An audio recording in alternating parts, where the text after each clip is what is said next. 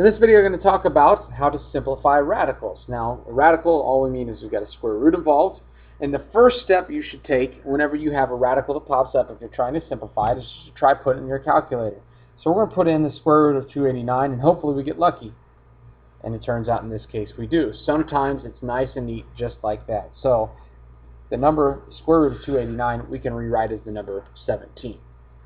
Sometimes though, like if we have the negative square root of 50, negative square root of 50 in parentheses, it gives me something that's not so nice and neat. And we need to be able to write this exactly because see, here's a number in decimal form that these decimals really go on forever.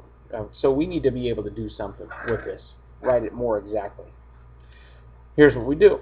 We take the number 50 then, and let's break it apart into the numbers that multiply into 50. In this case, we're going to say it's 25 times 2. 25 times 2 is 50. We can break that down even further if we want to. We can say that 25 is 5 times 5. So if we wanted to, we could rewrite then the negative square root of 50 as negative square root of, instead of 50, we're going to write 5 times 5 times 2. Those are the same thing, because if I multiplied the stuff together inside, it'd be 5 times 5 is 25. 25 times 2 is 50. So those are exactly the same thing. Now, that I know that I have two 5s in here, that's really 5 squared, right? That's 25. And the square root of 25 is a number that we know. It's 5. So if you ever have a number that appears twice, I've got two of these, I'm going to take those and I'm going to pull them on the outside. So it's going to look like this. Negative still stays there. The 5s I pull out to the front, and I'm left with the square root of 2. And that is the simplified way of writing negative square root of 50. So once again, let's look at the steps.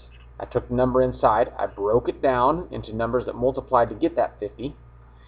And if I had any pair of them, I went ahead and pulled that pair outside. That way I can rewrite it. So instead of writing square root of 25, like I have right here, I have just 5 here.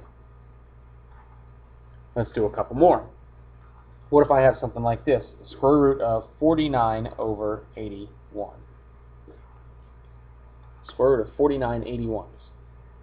Well, it turns out this is actually much simpler than you think if you know that the square root of 49 is a number that we already know. You should know by now that the square root of 49 is just 7. So let's rewrite, instead of that, let's rewrite the top as 7.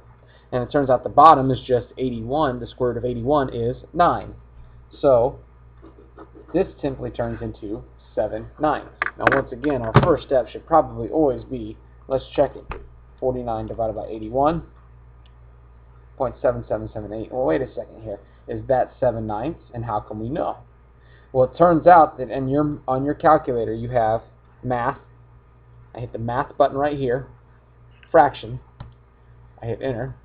And it says now I want to turn the answer, 0.7777 and so on, into a fraction. I hit enter again. 7 9ths is the answer. We're good to go. We could have tried that, by the way, with this thing, but it would not have given us a good, nice, neat number. It wouldn't have done anything. So you can see here, sometimes it's helpful to put it in the calculator and you get the answer like that.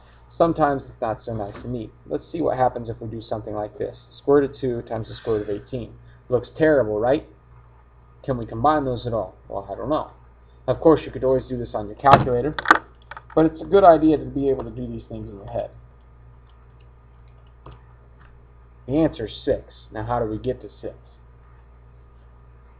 If I take the square root of 2 times the square root of 18, it is possible. It is absolutely okay for me to say this. The square root of 2 times the square root of 18 is the same thing as the square root of 2 times 18. Those are the exact same value. And if I have 2 times 18, well, that's just 36. So I have the square root of 36. And the square root of 36, as we all know, is 6. If you can do this and it makes sense, then you're ready for the homework.